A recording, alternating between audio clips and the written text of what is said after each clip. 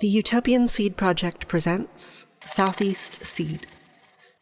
What was the first seed you ever saved? The first thing that I ever planted, my mother gave me a book, Rosie Plants a Radish, whenever I was 4 years old, and it came with a packet of cherry bell radishes in it, and I planted those. And you know, just a little toddler out there, you don't know what you're doing, but you do it, and they came up and they were the most beautiful radishes ever. And then I left some, and I was like, you know, you remember being a little kid, like, what are they doing now? This is not a radish anymore. She was like, oh, Mom was like, they're making their seeds, they're doing their thing. And we ended up saving the seeds, and I actually still have that line of radishes from that original little packet of seeds with me. I still plant some every year. So that was my first seed I ever saved. That was the first one. These are the brassica seeds that Jason gave me when we last spoke. In each of these pods, there's a tiny bit of history. A memory of the conversation we had that day, or the end result of a year's worth of care that Jason gave to a field of collards. A time capsule carrying thousands of years of genetic heritage, one more year into the future. All this in a seed. Everything that is grown here started from a seed. Each seed has a story. I think the fantastic storytelling of seed keeping is often what keeps people keeping seed. This video concludes our long, multivocal conversation about seed saving in the Southeast. We've heard a lot of different seed stories, and perhaps the most common is the kind spanning generations. It's 4 generations living on this farm right now. My mom lives in that trailer, she's 93. Then me, my daughter and granddaughter. 5 generations soon. 5 generations. Right. 5 generations on this farm. Like, I've been growing forever. My grandparents grew everything. I've watched my ancestors plant and do things. I watched my Nana plant, my great-grandmother. I've watched all these folks. A lot of the things that we're doing now and trying to name now are things that my great-grandparents did, and my great-great-grandparents did, and my great-grandparents, and my grandparents. So we're talking 4 or 5 generations of like me hearing these things. Mm-hmm. My children's children's children will be able to say, oh yeah, my great-great-great-granddaddy was farming this pea. Clean your house, clean grandma's house. Find all the nooks and crannies. See if you can find one, because if just one will grow, there's hope, right? Stories about seed saving are actually stories about people.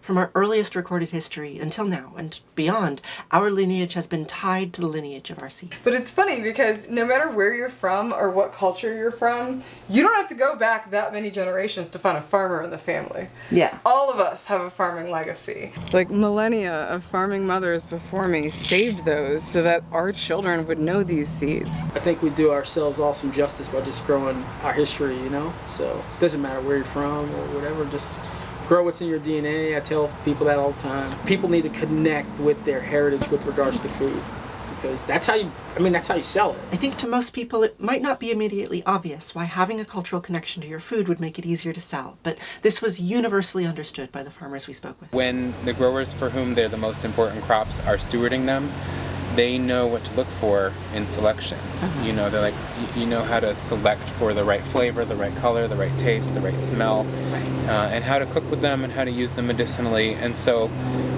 when we're working with seeds that are, in many cases, hard to find, we'd rather have the people for whom they've been important for generations to be the ones stewarding them, making sure that they're selecting correctly. The seeds we grow are our cultural heritage. They're our inheritance from those who came before us, and like all forms of inheritance, we should be able to use them to prosper. Historically, a lot of communities didn't get to benefit financially from their own cultural resources, didn't get to benefit economically from the sale and trade of their own botanical heritage. I remember thinking, why am I selling this pepper for 50 cents when I can sell the seeds inside for like $20 if I put it in packages? It is the growers who are stewarding their own cultures that are getting to benefit financially from that, not anybody else. Of Of course, the history of modern agriculture is not a history where the people who have benefited the most from the sale of seeds are those who have traditionally stewarded them,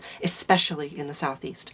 Many farmers are disconnected from the seeds that they grow, and as time has passed, the need for Southeastern seed savers has only increased. Growing organic seed in the Southeast is not necessarily predictable or easy. There are very few people breeding vegetables and fruit for our region. I think the Southeast has been sort of written off as an area that growing things to seed is just too hard because we're humid, and I think that's why it should be done. Like, I think that especially as climate change continues to kind of roll on, we need to be saving seed in the Southeast. We need to have these varieties that can be and are adapted to our humid summers and cold, wet springs and mystery winters. Every time you save a seed, an evolutionary process takes place, and its lineage becomes a little bit better adapted to your land and to the culture keeping it. That symbiosis has been central to who we are and how we see ourselves for as long as we've been telling stories about it. A very long time. Older than anyone can remember. There's a spirituality to do with it because you've been working with that symbiotic relationship. You eat the plants. We eat the plants that nourishes us, and then you nourish them to that full fruition and save the seeds, and it's so beautiful. It really is. So that brings you such a it's just a beautiful feeling to see it. I'm sorry. It's just, I just have to tell you that is literally like exactly.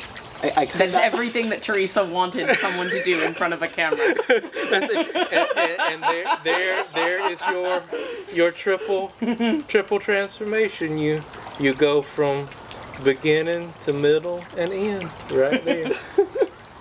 That's what you wanted. Thank you so much. You're welcome. I'm glad I made it happen. Thanks so much for joining us on this tour of Southeastern seeds. We've learned how to save seeds from some of the most important Southeastern crops and also why saving those seeds is so important in the first place. Seed saving has always been a crucial part of agriculture, and it's as old as farming itself, and yet for many farmers today it's become a foreign practice.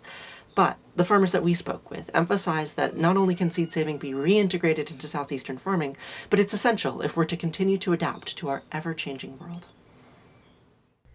Big thanks to our video series sponsors, and thanks to our media sponsors. This project was funded by Southern SARE.